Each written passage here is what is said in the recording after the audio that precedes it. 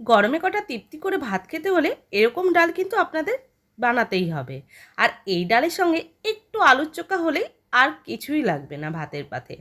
তো চলুন ভিডিওটি শুরু করা যাক। ডালের রেসিপিটি তৈরি করার জন্য গ্যাসে একটা কড়াই বসিয়ে দিয়েছি, আর কড়াইয়ের মধ্যে দিয়ে দিচ্ছি পরিমাণ মতো জল। জলটা ফুটে উঠলে দিয়ে দিচ্ছি 2 কাপ ধুয়ে রাখা মসুর ডাল। আর ডালটা কিন্তু অবশ্যই ভালো করে ধুয়ে নিতে হবে, কেননা ডালের মধ্যে কিন্তু প্রচুর পরিমাণে ময়লা থাকে। আর সেই ডালটা আমি ধুয়ে জলের মধ্যে দিয়ে দিলাম। দিয়ে দিচ্ছি পরিমাণ মতো লবণ। আর ডাল সেদ্ধর সময় একটু লবণ আর একটু সর্ষের তেল দিয়ে যদি ডালটা সেদ্ধ করা যায় তাহলে কিন্তু ভালোভাবে সেদ্ধ হয়ে যায়। আর ওপরে যে ডালের উপরে যে ময়লা ফেনাগুলো পড়েছে সেগুলো আমি হাতার সাহায্যে ফেলে দিচ্ছি। এরপর গ্যাসের ফ্লেমটা একদম কমিয়ে রেখে ঢাকা চাপা দিয়ে আমি ডালটা সেদ্ধ করে নেব। আর এইভাবে একবার ডাল সেদ্ধ করে দেখবেন বন্ধুরা, গ্যাসটাও কম পড়বে আর কম টাইমের মধ্যে ডালটা খুব ভালোভাবে সেদ্ধও হবে। ডাল আমার পুরোপুরি সেদ্ধ হয়ে গেছে দেখুন।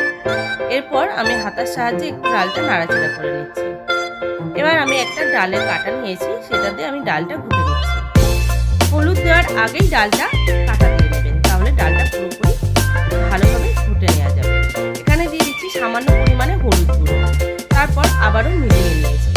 দিয়ে দিচ্ছি 2টো কাঁচা লঙ্কা এবং এখানে দিয়ে দিচ্ছি কয়েক টুকরো কাঁচা আম। তারপর ডালের সঙ্গে মিশিয়ে নিলাম। আর ডালটা এই সময় একটু ভালোভাবে আমি ফুটিয়ে নিচ্ছি, আমটা যতক্ষণ সেদ্ধ না হচ্ছে। তো এইভাবে একবার ডালের রেসিপিটি অবশ্যই বাড়িতে তৈরি করে দেখতে পারেন, খেতে দুর্দান্ত স্বাদ হয়। আর বানানো একদম সহজ, ঘরোয়া উপকরণ দিয়ে এই ডালটা আপনারা তৈরি করে নিতে পারেন। আর বাঙালিদের তো একটা প্রিয় একটা রেসিপি টক ডাল। বাঙালিদের টক ডাল আর আলু চোখা হলে কিন্তু আর কিছুই লাগে না। ডাল সেদ্ধ হয়ে গেছে, একটা পাত্রে নামিয়ে নিয়েছি। আর ওই কড়াইতে দিয়ে দিচ্ছি পরিমাণ মতো সর্ষের তেল। আর ফোড়নে দিয়ে দিচ্ছি 1 টেবিল চামচ সর্ষে আর 2টো শুকনো লঙ্কা। তারপর ফোড়নটা কয়েক সেকেন্ড খুব ভালো করে ভেজে নেব। ফোড়নের থেকে একটা সুন্দর গন্ধ বেরোতে শুরু করলে দিয়ে দেব যে ডালটা সেদ্ধ করে রেখেছিলাম সেই ডাল। আর ফোড়নটা কিন্তু অবশ্যই খুব ভালো করে ভেজে নিতে হবে। আর ফোড়নের ওপরে কিন্তু ডালের সেন্টটা খুব ভালো আসবে। দিয়ে দিচ্ছি পরিমাণ মতো চিনি। তারপর আবারও মিলিয়ে নিলাম।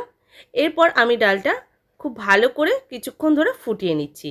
আর ডাল যত ভালোভাবে ফোটানো হবে ততই কিন্তু ডালের স্বাদ বাড়বে। আর দেখুন আমগুলোও কিন্তু আমার খুব সুসেদ্ধ হয়ে গেছে।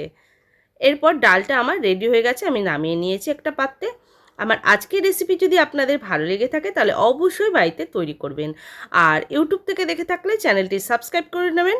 ফেসবুক থেকে দেখে থাকলে পেজটি ফলো করে নেওয়ার অনুরোধ রইল। সবাই ভালো থাকবেন, সুস্থ থাকবেন। ধন্যবাদ।